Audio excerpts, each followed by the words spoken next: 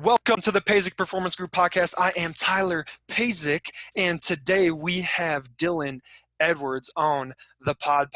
So Dylan is a certified functional strength coach with over 7 years of experience helping people of all ages and backgrounds move, currently pursuing his doctorate of physical therapy.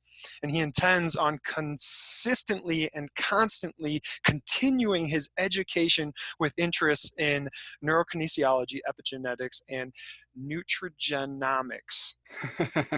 Just a few of the certs that he has. So let me go through a couple of these certs that he has. He's got a black belt in Bushido Karate, Wim Hof Method online course certified, NASM golf fitness specialist, VO2 Max Metabolic Specialist, multiple steel mace flow certifications.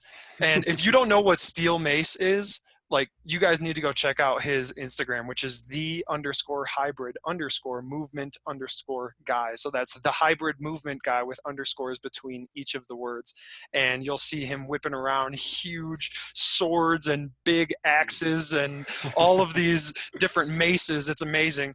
And he's also precision nutrition certified, Viking Ninja bodyweight prep level 1 certified, DNS exercise 1 certified, quick learning memory masterclass. This guy is all around one of the most interesting human beings and most elite people that I've ever met and had the privilege and honor of working with. So without further ado, let's get into it. Welcome. All right. Pod, Dylan. Thank you. Welcome to myself. That was amazing. I appreciate that. I appreciate the kind words, especially coming from you, man. That's awesome. No problem, man. Dude, you literally are one of the most interesting people I've ever met, partially because your ability to just continue to learn and be willing and open to learning and trying new things and just getting after it is awesome. Every day I kind of go on your Instagram, or I look at your Instagram, and you have, how heavy is that sword that you're swinging around? Well, the sword is 15 pounds unloaded, but I have about 4.5 pounds of steel shot in it. So it's about 19.5 pounds right now. And the shot, that 4.5 pounds, slides in the barrel too. So it's kind of a more of a ballistic weight. It's not just, dead weight. Oh man. Yeah, that's awesome. Next time I'm in Chicago, I gotta come over and check that out. Oh yeah, swing it around, dude. So like one of the first things on there is that you're a black belt in Bushido Karate. Like, tell us a little bit about your background growing up in like martial arts. I know your grandfather is in, or you could talk about your grandfather as well if you want. Yeah, so my grandfather, Robert Brutus Beal, he always wonders why his parents decided to throw in Brutus as his middle name, seeing as who he was, but it kind of has a nice ring to it when you say it. Grandmaster Robert Brutus Beal, very colorful guy, really amazing upbringing himself. He had great trainers, the likes of Tony Zale, 2-time middleweight boxing champion, Johnny Coulon, who was like 1898 like bantamweight champion, I think, something around that. 1898? 1998. 1898. Oh my gosh. Yeah, so Johnny Coulon had one of the biggest boxing gyms in Chicago in like the early 1900s. He had all the greats come in there. I think it's now the guys who had the rights to it was Windy City Boxing, but he had great trainers. His parents were professional boxers. My biological grandfather, who is kind of like my grandpa's uncle, but is really his dad. It's like a long story in itself. He was a pro boxer. He fought Jack Dempsey to an exhibition to a draw. After Dempsey was champ, but nonetheless, he fought Jack Dempsey. And so all these great trainers in boxing. He was a Olympic caliber boxer in 1956. He qualified for the Olympics for boxing, but he broke his hands, so he couldn't go. He broke his hands all the time. His record as an amateur was like 291-9, around there. He had like a 95% first round knockout percentage, but he broke his hands all the time. So the doctor told him, hey, Bob, you could either hold a pencil when you're older or you could stop boxing. So he chose the latter, stop boxing, which kind of probably, I'm sure that was hard for him because he was in the newspapers and he had some sort of popularity from it. So I'm sure, as we can imagine, it's kind of a fallout for athletes of any kind from that. So he heard about martial arts, which was not like it wasn't like it is now. It was different at those times. So he went to probably the first karate school in Chicago, Byakudo Karate Kai, the Way of the White Tiger. He went in and he started training, and his trainer really didn't like how he did some things. He kind of took an open mind to it. He learned the style, but he still had his boxing. Long story short, he used his boxing. He took what he learned in martial arts, and he started training everywhere and just kind of made his own style and met a lot of great people along the way, and taught some people who became great teachers along the way too. And he lost his hearing along the way as well. And when that happened, he really didn't want to teach anymore. It was hard on him. I was raised by my mother and my grandparents. Me and my dad are cool too, but he wasn't in the picture when I was younger. So I'm the youngest of three brothers. So my two older brothers are about 8 and 9 years older than me. They were always in sports. They were always very competitive. My grandpa was always kind of, used his training experience in boxing and martial arts with his trainers and pushed them in basketball and football and stuff. So I trailed along, and for whatever reason, when I was a kid, I don't know if I was a product of the times or what, but I was more into video games, and I didn't really, I had size and I had this raw physical ability, thankfully from my genetics, but I didn't want no part of it. I wanted to sit home and, let my hands sweat on the controller.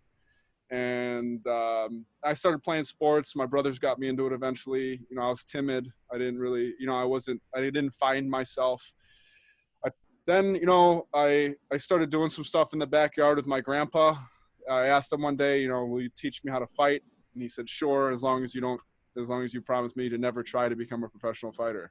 That was his only caveat, because I thought he was going to say, as long as you don't go and beat the hell out of anybody. Oh, that was part of it too. Yeah, that was part of it too. You can the first rule of self-defense is you never have to use the rule of self-defense. You never have to use what you learn. That's what he taught me, and so that's kind of where it all started for me. Just as a kid, hanging out with my brothers who were older than me. How old were you when you started this? I was probably 10 or 11 when I 10 or 11. And then when did you become how long did it take you to become a black belt? Training, 2016 was when I got my black belt. So how old were you? I was about 19 years old. 19. Maybe 19. I started, so about 10 years, about 9 years of training, really, like, I picked it up in high school. It was like, I started training like every day. Before then it was like sporadic lessons here or there. But then, my sophomore year of high school, my grandpa was diagnosed with prostate cancer at the time. And, I probably had a future in track had I stuck with it. But that wasn't as important to me. I wasn't in it. I was a 400 runner. I ran sectionals as a sophomore and stuff, but that happened. He had prostate cancer, and I was like, you know what? I'm going to take a step back and just train martial arts. And that's what I did. And that was my off season, and that kind of, some of the coaches at the time, when I was as a football player, some of my football coaches, I don't think like that, because I don't think they understood. And, or they probably thought I was just lying so that I wouldn't have to put in work in the off season. But I did. I put in a lot of work, and I learned a lot. And it was all the certifications that you mentioned and all that stuff, to me, is a extension of what I learned under my grandfather in Bushido. That's what I was literally just going to ask, was like, when, or was that time when you started to pursue that black belt more seriously, was that a time when you kind of shifted into that lifelong learning mindset, and you're like, okay, like, let's see how good I can be, and let's see how much I can optimize my mental and physical and emotional state so that I can perform more consistently at a higher level? You're absolutely right. And, like he said, he maybe promised, basically, don't be a fighter, and I kind of wanted to test that at points, because I started feeling like I was good, and like, why not, But I understand, and especially as a football player, concussions essentially ended my career, and I had some nasty concussions and some nasty fallout from, some post-concussive syndrome and stuff. So I totally understand where he's coming from, but I took the challenge of self-betterment and self-development and optimization. I chose to use like the learning I got from martial arts, and I realized that it's not just martial arts learning, it's universal learning. And if you can go deep into one thing and you have that commitment, you can apply that commitment, and you can apply those tools and all that knowledge you've learned, you can apply it to other things. And that's kind of where I've devoted myself and how I've chosen to apply my skills as a martial artist. Dude, it's all about being a lifelong learner. That's for sure. And that, again, that's like one of the reasons why I think we connected back, what was it, like 3 or 4 years ago? That It when might we be a first met, little more than that now. maybe more than that now, but yeah, maybe like 4 to 6. But Yeah. anyways, like we were talking about like mental, physical, emotional, just stability and consistency and being able to raise your level. Like one of the things that I know we've talked about and exchanged some ideas on are those acupressure. Actually, before I even get into this, like with what's going on right now in the world and the coronavirus and being stuck at home, this is a great time to either build good habits or build bad habits.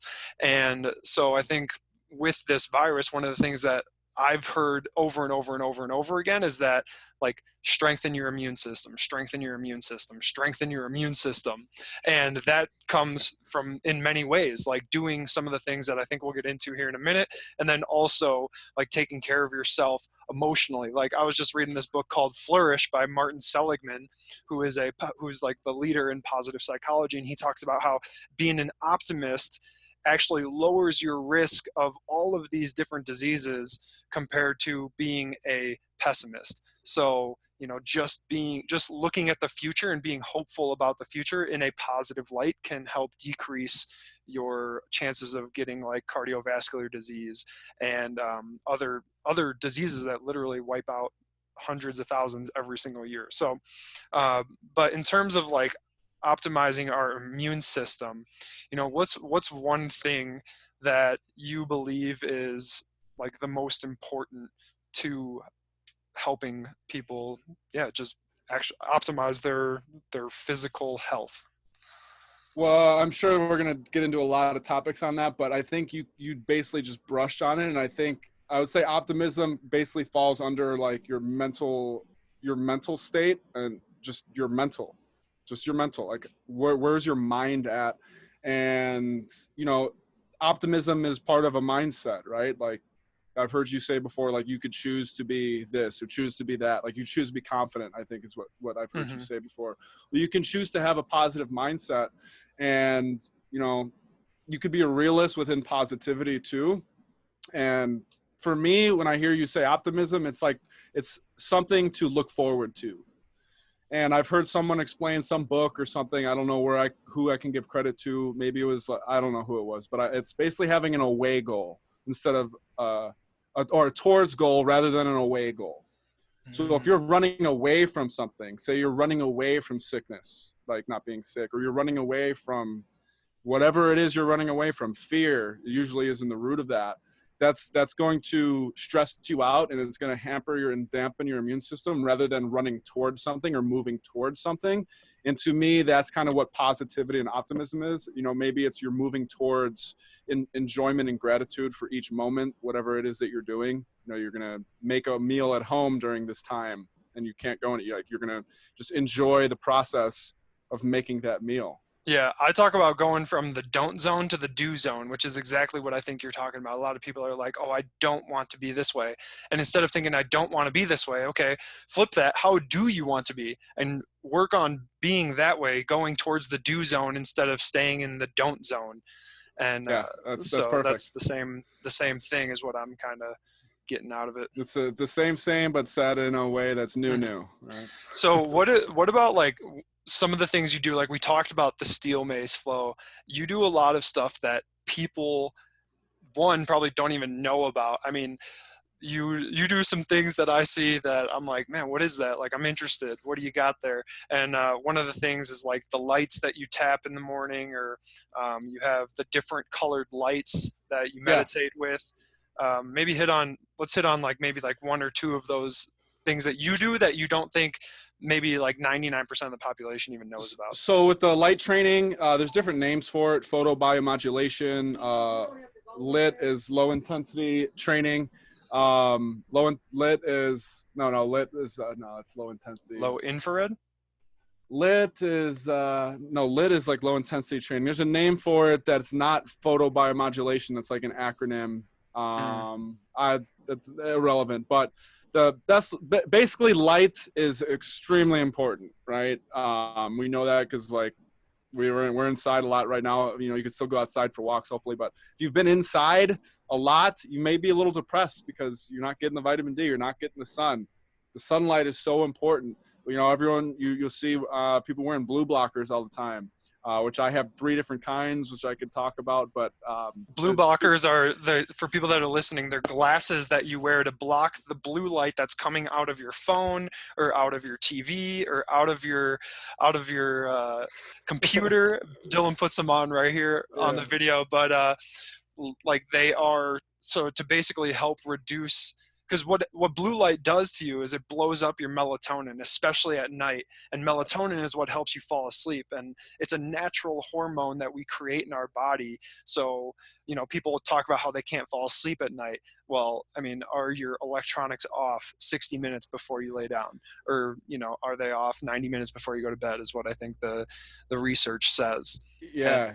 And then people take these hormone replacements, basically, like people who are taking melatonin. If you are taking melatonin, like think twice, just because it is a natural hormone that you're already creating. So when you take it artificially, your body says, oh, I don't need to make this anymore. Then when you get off of it, it's even harder to fall asleep. So check out some blue light glasses so that like you can actually help yourself fall asleep quicker. Yeah, and that's a great point. And I think a lot of people are unaware of like that you should try to, instead of before you take a supplement, you should make sure your environment is set up for sleep or for rest. And I think there were studies that showed that a single laser pointed on someone in a sleep study, a single dot, like on their foot, they had the brain hooked up and the brain knew that there was light on it. It's not the eye did, it's just the brain is very aware of light. So that's why blue light blockers work. That's why light therapy works. But you have to be aware of what's going on with the light. You got to have some basic physics knowledge. That's what I've learned in my endeavors of kind of DIY using light therapy. The power settings, the intensity levels, the frequency of the light, it all matters. So there's different types of infrared light. There's 660 versus 880. I have both. 880 is more of like the deep heat, you know, infrared sauna type light. 660 doesn't get as hot, but it still gets hot. What does that do? Like when you're meditating with these or reading with these on? I use them at night to help facilitate rest, to help, you know, instead of blue light, I have red lights on because, you know, think of the sunset. It's red and orange, right? There's amber. That's why there's an amber mode on the phone, because that's the light that you're going to see once the sun starts going down. But red light has other benefits too. It increases your metabolic, your metabolism because it's creating heat. It's creating blood flow. Blood flow just can be optimized locally, even if, you know, you have something, so you sprained your elbow or something, you put your elbow right under the light. Well, it's facilitating blood flow to your elbow. Is that going to really make or break and change the game? Well, no, but if you're doing that with other therapies, then it might have a compound effect with other smart movement or recovery techniques. I use intranasal red light.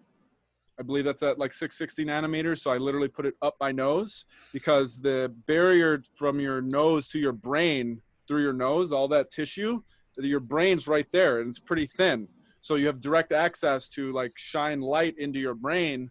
And I believe, I don't know if it's FDA approved for all of everything, but it's definitely FDA approved, I think, for at least rhinitis. So if you have allergies, like seasonal allergies, you can shove red lights up your nose and increase blood flow through your nose and, you know, help with inflammation or anything in your sinuses. That is so nuts, man. I've never even heard of that before. Yeah, well, they have this device. I forget what company makes it. They have it. If you go to like sports conventions, you see this technology. So you'll see like your creatine products to the right now. You look over and you'll see like red light therapy and stuff to your left. It's interesting. They have a whole headset you put on, and it like shoots light into your ears, like around your head and in your nose. Oh It's a my big old gosh. cranial thing. You got one of those too? I don't have one of those. Those are a You little tried it? pricey. I've seen it. I haven't tried it. I'm sure it works. I've seen a lot of people use it. It makes sense to me. I know people Dang, use that's something called intense. the human charger. So blue light, though, and normal light, as bad as people make it out to be, there are benefits to it, especially in the morning. So I have one of your push the rock stickers on one of my morning routines is to click on my 10,000 lux morning light, or a sad light. People use it for Yep, seasonal I depression. got mine over here too. Mine's called a happy light. There, yeah, I have the happy light. I got a little happy light. I got your sticker on it. I I throw that meditate on. with it every morning because exactly like you, I'm sure you're going to get into the blue light, but blue light helps wake you up. Like Exactly. that's why you shouldn't look at it when you're trying to go to sleep. Exactly. Yeah. So they have ones that you could like shove in your ears and stuff for travel to help with jet lag or traveling. So yeah, I think for athletes or anybody, people who travel, I think light is it's very crucial. It's a big biohacking technique that people use, and I've heard people argue, and I'm a believer, and I think it's true, that in the future your doctor is going to talk to you about your relationship with light and will prescribe light therapies for a lot of different things. Wow, that's intense. That's like one of the craziest things I've ever heard of is shoving light up your nose and in your ears, but I'm sure that it's pretty cool. And Yeah. actually, speaking of pretty cool, if you're listening to the podcast right now and you've gotten anything out of either this podcast so far or one of the past podcasts that I've had, I would really appreciate it if you go into iTunes and leave a rating for me. Go in, 1 through 5 stars, whatever you think is the best, and just leave a little comment and leave a rating. That would really help me out. Thank you all. All right, let's get back to this. Dylan, one of the things that you just brought up was your morning routine, and you have one of the most in-depth AM routines that I have seen out of anybody that I've ever worked with. And I was wondering if you could just take us through what a regular morning routine looks like. If you were to have like the amount of time that you like to have, what would your AM routine be? Okay, so in an ideal world, I have the AM and the PM. I have it all written out. I used to like get like personally, I used to like make me anxious sometimes if I didn't do everything. And I learned like it's okay, because if you do even half of this stuff, you're gonna be at more than 100% for the day. So you gotta like, I think, approach your morning routine with that mindset, because things happen. You gotta you gotta be a chameleon with it. Speaking of that, like I actually have with my clients in the past, I've had them come up with like their ideal routine. Then they come up with a 60-minute routine, a 30-minute routine, a 15-minute routine, and a 5-minute routine. So if you only have 5 minutes, say you wake up late one day or you get to bed late, so you're like, I'm going to sleep in a little bit more, and you only have 5 minutes, what is your 5-minute routine to get you clicking on all cylinders before you leave the house? It's like a fire drill. Yeah, I love it. Yeah, exactly. That makes sense. That's beautiful. I'm sure that has a lot of value to you. I can definitely see that. Like, I mean, like if you have this ideal one that you really get into and you stick to it for like 9 days in a row, and then all of a sudden something happens, you're like, oh, it can definitely cause a lot of anxiety. But exactly. Yeah. So it's good to have things to just have that mindset in mind. That's okay. And I like the idea of the 5-minute fire drill type. So 5-minute fire drill. I like the way you just put that. Yeah, the fire drill. We gotta wake up and get it done. So yeah. All right. So take us through your ideal one. Ideally, I wake up, I get up, and I like I've listened to parts of the previous podcast with Mr. Matt Krog, where he talks about kind of waking up with manic enthusiasm, basically, and so I try to wake up and immediately sit up. Once I sit up, I like to like do a little stretch, move around a little bit, hinge, get my hips moving. Sometimes I will break out. I have right under my bed, I have some rolling things for my feet. It was like $10 on Amazon, just little acupressure things. I like to get my feet moving and stimulated. I'll immediately go and try and drink between 10 to like 50 ounces of water, which is a lot. Depends on how dehydrated I feel and how much water I think I need. Then I turn on the blue light, the happy light, and I'll start moving around a little bit. I have a yoga mat right when I get up as well too. I have a bunch of mobility devices. So depending on what I feel like I need, if I feel stiff, I'll do a little bit of soft tissue work and a little bit of stretching. If I feel okay otherwise, then I'll do more of like priming work, I'll do some pull-ups maybe. I have some push-up stuff there, some push-ups, some reverse lunges. I do have like a wooden mace. I have a primal flow mace right next to me too. So I could turn the red lights on in the morning too if I want some heat. I want to get just my body moving. Then I'll start measuring body stats. I have a Renfo scale, which is like $20. It connects to your phone. You could share it with your coach, like your account with your coach.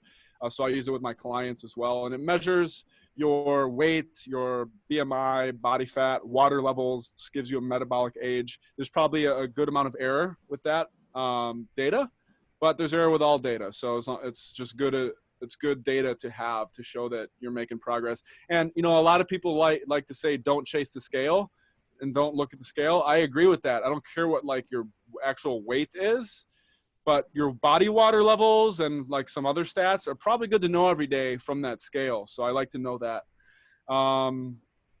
I will sometimes I use the Muse meditation headset. There's I'll either use the actual app and do some meditation on a hay meditation sack, or I'll use a third-party app called it basically tests your brain. It's like Brain Monitor or Brain Score. It's called Brain Score, and it's like a team of neuroscientists made it, and it's basically a 1-minute drill. It's very simple. It's just a choice reaction drill. It shows a picture of whatever, like a raccoon, and it's a green check mark and a red X, and it just shows you a picture and it says the word. It'll show you a picture of a raccoon and say raccoon. And if it is, you click the check mark, and it's monitoring your brain while you do this, and then it'll show you a picture of a chair and it'll say like toilet paper. Dang, so this one could be a good one for like basically seeing if you're rested. Meant cognitively, reaction yes. speed, 100% for cognitive ways. Speed. Yeah. In addition to like just using, because I have the Apple Watch, you know, I measure my resting heart rate and HRV. That just does it waking up. In addition to like knowing your physiology is in recovery, this could be maybe like a neurological recovery test and retest for sure. Interesting. All right, so what else? I have the soft tissue tools. You know, I will do some rumble rolling. I have the percussion massage device if I want to get some lymphatic tissue moving. A big thing I've been adding now as part of my movement practice is a product called the Sand Dune Stepper. There's no sand in it. It's actually like high density foam, and you just run on it. You can do a lot of stuff. I've actually used one of those. It's amazing. Dude, my heart rate went. Yeah, right. I took like 10 steps and it was nuts. It's like running on the dunes, but it's incredible what it does for your feet. You know, we're running barefoot. You know, it creates spirals and stuff in your feet, and it really gets your lymphatic system moving. I love it. I think it's one of the best things you could probably add. And then I'll do some TDCS, transdirect cranial stimulation, sometimes as well too, with a device called the Brain Driver. A lot of people have probably seen or may have seen the Halo neuroscience headset, which is the same type of technology. It's a transdirect cranial stimulation. The Halo works primarily on the motor cortex, whereas the Brain Driver, I could choose where I wanted to put stuff, although I primarily use mine for the motor cortex as well too. And basically what it does, it just primes your brain for movement and for motor learning, which is why like even people who play the violin or in an orchestra also use that technology as well too, to stimulate learning and motor repatterning and patterning. Man, and then after you roll through this AM routine, that's when you get into, after you're done with that, you get into like your most important task, or you get into your work, or yeah. After I do a lot of this stuff and journal, and as I reflect and meditate and get like this stuff out of the way, then I like to sometimes journal. I have a lot of different journals that I've been doing. I have one on my phone called the 5-minute journal, which I'm sure you've heard about. It's like a gratitude journal. You know, it's share a picture of the day. Yeah, if you've never journaled before, and you're wondering, how do I get started journaling? The 5-minute journal, you can just download it onto your phone, or you can go to the store. Well, not right now, but you could go to Amazon and or ship one right to your house. Like, it's a great way to get started. I actually Yeah. did that. Like, that was the second type of journaling I ever done. The first type of journaling, I would set my watch for 5 minutes and write whatever was on my mind. That's how I got started journaling. Either way, extremely effective. And if, as long as you're journaling and writing stuff down, I think that's the important thing. So that I used to write stuff down like whenever, like kind of with no rhyme or reason. And then, I did some of the quick learning and just learned from a lot of other people. You probably got to be a little more organized and have your thoughts just organized better. That's it, just organization. And how can you pull from your thoughts and things you've written down in the past. So I like the 5-minute journal. I think it's very simple, and you're just the basic things out that you need to get to. And after I do that, I feel so good and I feel ready. I also have the Cossack planner, and there's a lot of different planners, and it's just like an expansion of that, but it's more like, productivity orientated. Like, what do you got to do? What are the steps you got to get it done? Like, helps you break it down, long-term, short-term. And then I also have a journal called the Clever Fox, which is a budgeting planner. I have a Christian gratitude journal where I've been doing Bible verses and with Bibles and biceps at the gym I work at. I'm trying to take critical questions and reflect on my faith. And then I also have a Bushido journal now where I write down, separate from fitness, because I have a training journal as well too, that I just write stuff down in. I have an app and stuff that I've used before that I use with clients, but for myself, I just use pen and paper. My training journal, and then in my Bushido journal, that's where I put like martial arts, weapons training. I went to a weapons seminar recently, and that's That now kind I'm of reminds me, segmenting journals. all of these different journals you have reminds me of Jesse Itzler, the multimillionaire who's married to Sarah Blakely, who is the owner of Spanx, and she's a billionaire. And he every year has like 7 or 8 different calendars that he runs off of. And he has a training calendar and a work calendar and a meditation calendar and a running calendar and a kids calendar and a wife calendar and all of these different calendars that he goes to keep his life organized. And that kind of, all of these different journals reminded me of that. So it's not just like Dylan ain't crazy, like it works. Yeah, well, I first kind of got the idea. I think I was reading about Thomas Edison and his weird sleep habits and like how he used to journal. And basically, I believe it was Edison. It might have been someone else, but I'm pretty like 75% sure, at least, it was Edison. He basically had a room in his house or whatever he had. He had a study for different things that he wanted to do. So if he was doing like chemistry or whatever, or whatever, he had like a different area he would go sit in, and like he had to change his environment completely to get in like the right state or wear the proper hat. Well, that's actually a very useful mental practice to keep yourself mentally and emotionally fit, is to change your pace and place. So like, change your pace of life, go out and go for a walk one day, or go for a run, or go sprint, or completely get out of the city and go to the country. It's not just like something that happens for the moment. It's something that has a lasting effect by changing your pace of life and changing the place that you're actually in mentally. So like having those different areas to go to do like chemistry over here, and then physics over here, and then reading over here, and whatnot, like that is a very healthy way to go about it, so that you can compartmentalize those different areas of your life in your brain. It makes sense. Yeah, for sure. So one of the other things that I wanted to get into is breathing exercises, or our breathing exercises with you, because you have that thing called, is it the Breathe Right? The breather. The breather is, how much is that on like Amazon? There's 2 different models. There's the Breather Fit and the Breather. I have like a 2% discount code that I could send you. You could share. It's like $47 with the discount code, so roughly $50. The Breather Fit's like $1 or $2 more expensive than the Breather model. Basically, one's for clinical use, one is for performance use. So the performance one, which one is that? The breather fit. That is the one that's all black and orange. So the breather fit, like obviously, first of all, why is breathing properly so important? Well, we can do two things. Or there's many things that happen automatically in our bodies, right? We learn as kids, you breathe automatically and your heart beats automatically. Well, breathing is the only one of those that we can just grab anytime we want and consciously influence. Now, you could argue that you could influence your heart rate, but how do you do that? You do it through your breathing. So I like to say breathing is the skeleton key. It's the skeleton key for performance, for stress mitigation, for life optimization. And it's so important because that's how our body at the smallest level gets energy and moves things around, and just the breathing is life. Breathing is life. And unfortunately, a lot of us breathe improperly or non-optimally. We're leaving oxygen on the table, so to speak. Mm-hmm. So, like, what's the best way to breathe?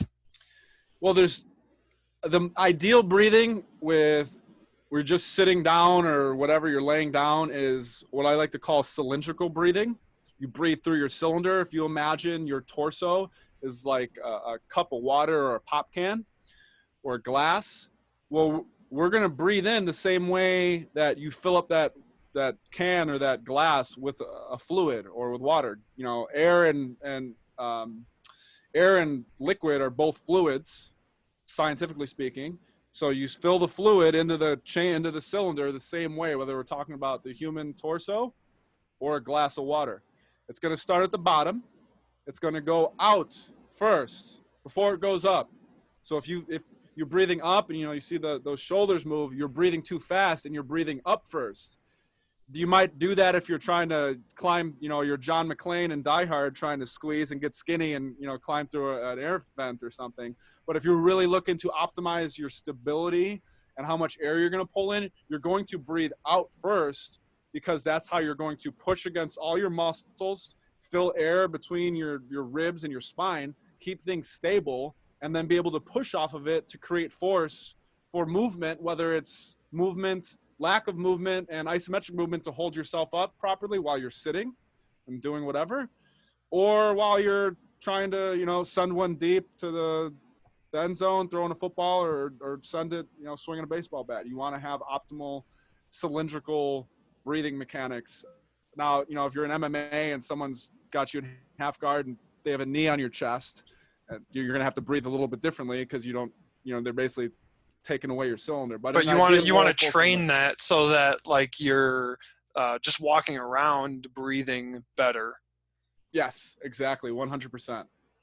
Yeah, and then that way when you do get thrown into a compromised position, you're going from great to good instead of just like decent breathing to terrible breathing. Exactly. And if your breathing muscles are stronger, so the breather fit or the breather, it's like a respiratory strength trainer. The breathing masks are great, and I have one too, but they have their own uses, in my opinion. The breather fit or the breather is like a direct way to strength train your muscles. You try to basically forcefully, like a blow dart, push air in and pull air out without your cheeks moving, because if your cheeks are moving, the air is going around. You're using more secondary auxiliary muscles, and you're not directing the air in the most efficient pattern, which is a straight line in or out. Interesting. So the breather fit is a good one for athletes to maybe give a go, and I would assume like maybe in their pregame routine. Yeah, absolutely. So they recommend is at least twice a day. I like to say it's like a toothbrush, twice a day minimum. Twice so a you day. Could literally probably keep it right there next to your toothbrush. Yeah, absolutely. And you could clean it in the sink easier, because you should probably clean it after every use too with soap and water. But 6 times a week, you have one off day, twice a day. In the morning and night, use it when you use your toothbrush. Why not? And it's 10 repetitions, and it's forceful breaths, and you want it to be about 70% of intensity. Dang. Yeah, and so I can definitely see that helping, especially in baseball when you're training those muscles, or in softball, or really in any sport. Sport, you think about swinging something. I made it to like first grade. That's how far I made it. But when you're creating power, this is where I love the continuity of movement across sports. Whether we're talking about throwing a very quick punch, a very strong punch, we're talking about sprinting, swinging a kettlebell, swinging a golf club, or swinging a baseball bat. That drive through, you're going to want to have a sympathetic breath probably. I would imagine, you're pushing, you're driving, you're using your breath to push it and exert force. If you're in tennis, you're like, "Wah!" Exactly. You hear them. I mean, tennis is a great example. You watch a tennis match, you are going to hear them breathing forcefully as they're swinging. Yeah, you hear Andy Roddick serve. Oh man, I mean, he's creating some force. And if your breathing muscles are stronger to begin with, you're just going to exert more force. And then when you get tired, hopefully, because they were strong, and now hopefully you have strength endurance in those breathing muscles, that's going to help with your overall endurance. Dang, man, you sold me. I'm about to order one right now. It sells itself. It's a great product. It really is. Dang, man, that's awesome. And so, like, we were talking a little bit about, just the breath, and then how that can help improve your immune system as well. Because I know you posted on Instagram a little while ago about nose breathing. Like, what's the importance of nose breathing versus mouth breathing? And should you be nose breathing all the time, or what? What's your take on that? It's a great question. I first heard about nose breathing from my grandpa, because he always used to say his trainers. So back to Tony Zale and Johnny Coulon, which is interesting. So Johnny Coulon, 1898 champ, literally used to say breathing through the mouth causes exhaustion. Now, maybe that's because, I don't even know if he had a mouth guard when he fought, but, now we wear mouth guards if we even spar or whatever. Maybe it's because you have a mouthpiece in, for that. But I think Dr. Actually, he's not a doctor. Brian McKenzie, I don't think he's a doctor. Brian McKenzie, who I think is the founder of CrossFit Endurance, he's a big proponent of nasal breathing. And I believe he started, people doing mouth taping and doing Concept 2 rowing with their mouth tape, only breathing through the nose. Mm-hmm. The idea, I believe, is that because it goes through the cilia in your nose, it facilitates your parasympathetic system to respond. So it basically calms you down more. And I believe the mechanism is that calming effect basically allows you to expend less energy and to just be less fatigued overall then, because you're not as amped up, you're getting oxygen, and it's facilitating that parasympathetic response. So you're more efficiently using energy. I believe that's the main function. So I've also heard that it's because you're getting in the optimal amount of oxygen that you need to perform at your best. So if you're going, say you're running or you're rowing or you're doing something and you're going too fast, you'll have to start to mouth breathe to get in more oxygen into your body. So if you're doing that, that means that you're going to get exhausted more quickly. So that's another reason for the nose breathing, is because it keeps your hydrogen ions in your blood, so your acidity in your blood down, so that you can move faster for a longer period of time. And I don't know if you knew this one, but it actually started way back during Spartan times. Spartan warriors, when they were training to become a Spartan warrior, they would be sent out on 3 to 5 mile runs, and the person who was in charge of them would put water in their mouth, and basically they would have to spit out the water when they got back, and if they didn't, they got punished. So what they were doing was they were training the nasal breathing, and as well as discipline. Yeah, don't swallow the water too. Mm-hmm. So that's amazing. It makes sense, and that's why it's interesting, because I'm pursuing science, and the science is so cool. But absence of evidence is not evidence of absence. And these old timers, like my grandfather and his trainers, there's so many things that I've heard him say that at the time when I heard it, I didn't know, and I was younger too. So, and I look it up and there's no evidence behind that, but people figured stuff out. I'm sure there are a lot of things that we know now that have science to back up, but they probably, if you ask the Spartan warriors, they're like, well, of course, we had people run 3 to 5 miles and they just died if they didn't do it right. So yeah, no, for real. Nasal breathing, and I really liked what you said. Could you repeat that again about the absence of evidence? absence of evidence is not evidence of absence. Okay. Yeah. I love Just because you don't have data to back it up, don't mean it's not there. doesn't mean it's not true. Yeah. Yeah. And also like time tested, there's time tested strategies out there that don't yet have the science behind them, but it's like, if it works, it works. Why, Exactly. like if it works, why not believe in it? You know? Exactly.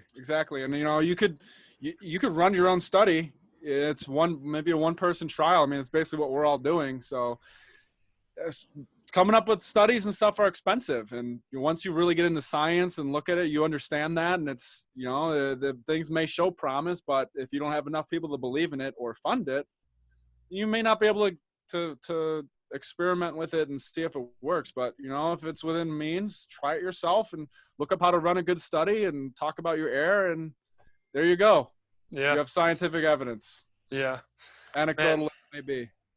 That's a good one.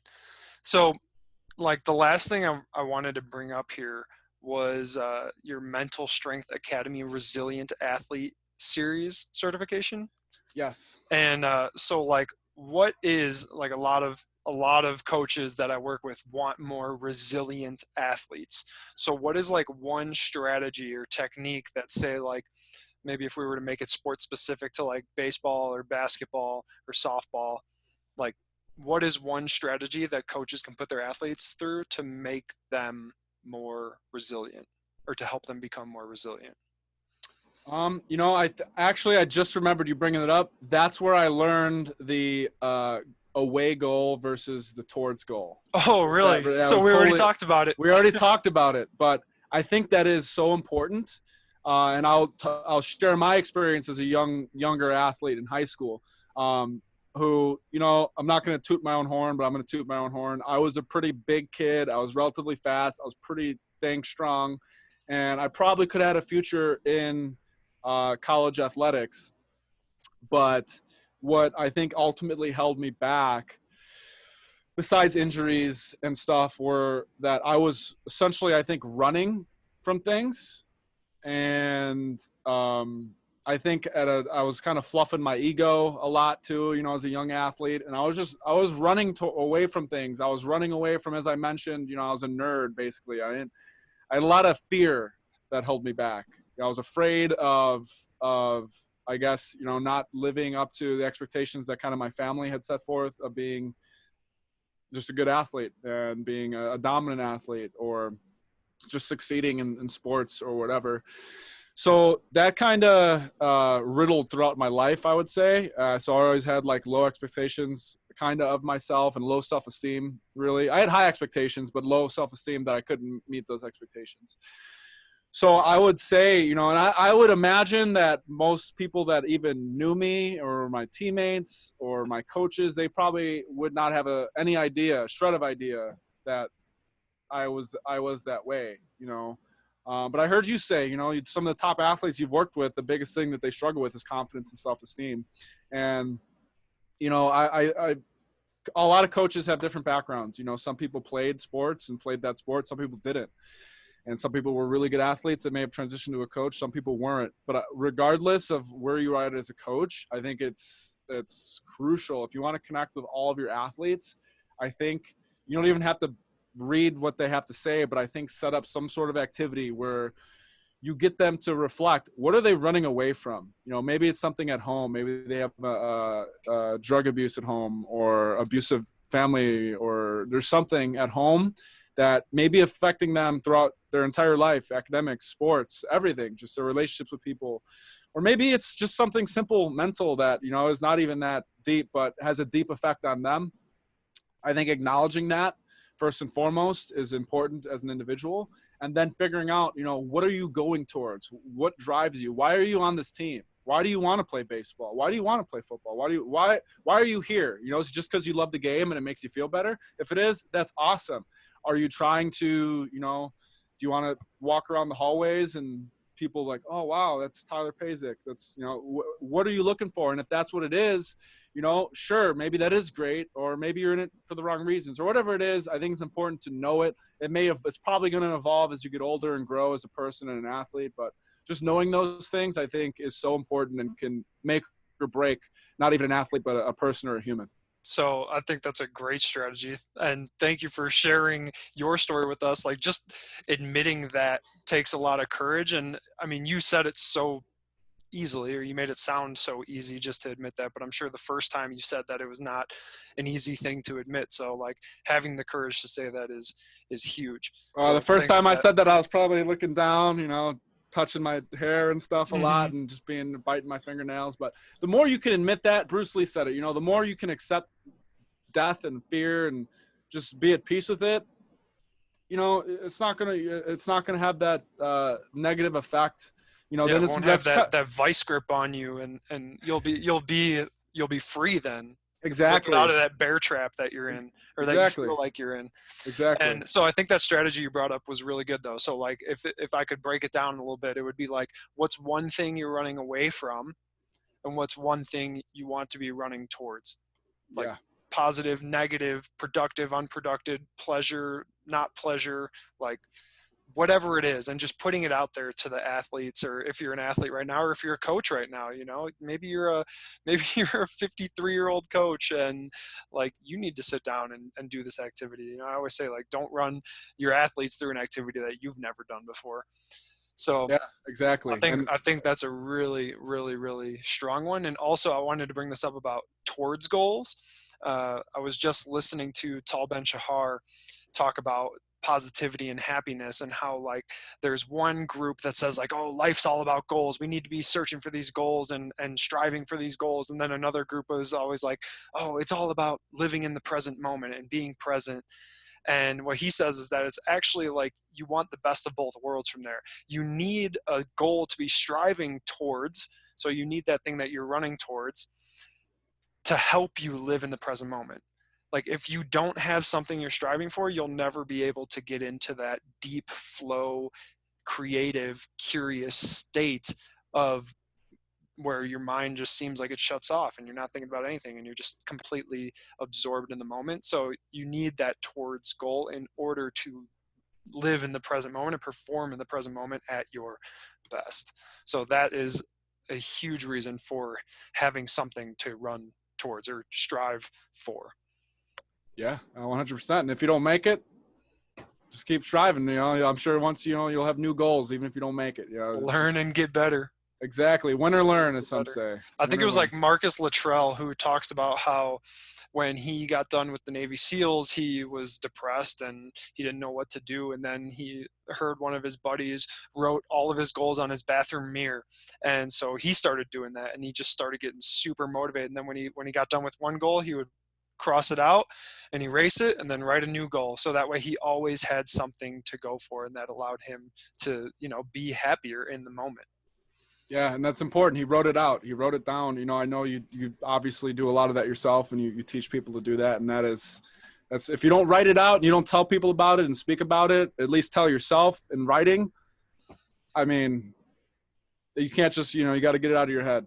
Yeah, I think that's called cognitive mapping. And when you write it down, your brain actually can look at it and say like, oh, this makes sense. Or it looks at it and says, this is the most ridiculous thing I've ever seen. So let's look at it maybe a little bit deeper and think on it and be rational about it. So awesome, man. Well, dude, we covered so much, but like, what is your number one takeaway from this conversation? Man, that's a tough one, I'd say. And in retrospect, in light of the times and what's happening with COVID-19 and the coronavirus, breathing for sure. Focus on your breathing. Box breathing. Breathe in a box, 4 seconds in, 4-second hold, 4 seconds out, 4-second hold. Breathe through your nose. Focus on breathing out if you feel stressed out and anxious. 7-second, 8-second exhales. The Wim Hof method we didn't cover, but the Wim Hof method. Check it out on YouTube. Yeah, check it out on YouTube. That's so important for or your go immune to system. or go to Dylan's Instagram and check out his most recent Instagram TV episode. Yeah, Wait, what is it on Instagram TV? The one where Yes. you're like, Dylan, I mean, let me just say about this real quick. You do the breather fit, right? Yes. And then you do Wim Hof, and then you try banging out as many push-ups as you can. Yes, I did 43 the first time, so I just refilmed it. I've been working with the PN Medical, which is the company of the Breather Fit. So they're going to be releasing some stuff for me, with me, that I did for them. I redid the challenge. I did 58, my second 58. time.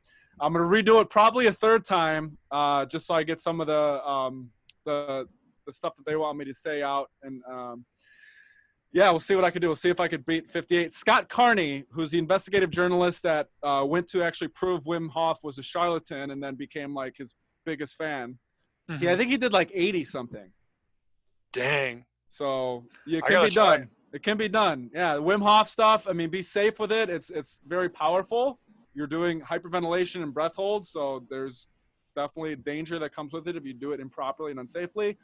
But just watch the videos, look it up. It's some of the best stuff you could do. I mean, you were swimming around in like on a mountain in Iceland, it looked like not too long ago. So you already Yeah, know how when I was strong in it is. Iceland, we did Wim Hof before jumping in the Icelandic Sea, which was like 2 degrees Celsius or something like that. It was There we awesome. go. That's amazing. So, But and proven.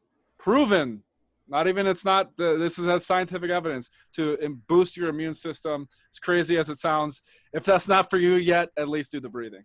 yeah, awesome, man. Well, thanks for being on. I appreciate it. And yeah, we'll talk soon. Hey, my pleasure. This was a blast. I appreciate working with you on all the stuff that you've taught me and what I've learned from you and what I apply every day in my own life. So I look forward to watching you grow, and I know you benefit people's lives every day, and I'm sure you'll continue to do so on a stronger basis, even more in the future, my friend. So Awesome. Thanks, man. I appreciate that. Talk to you soon. be well. Bye.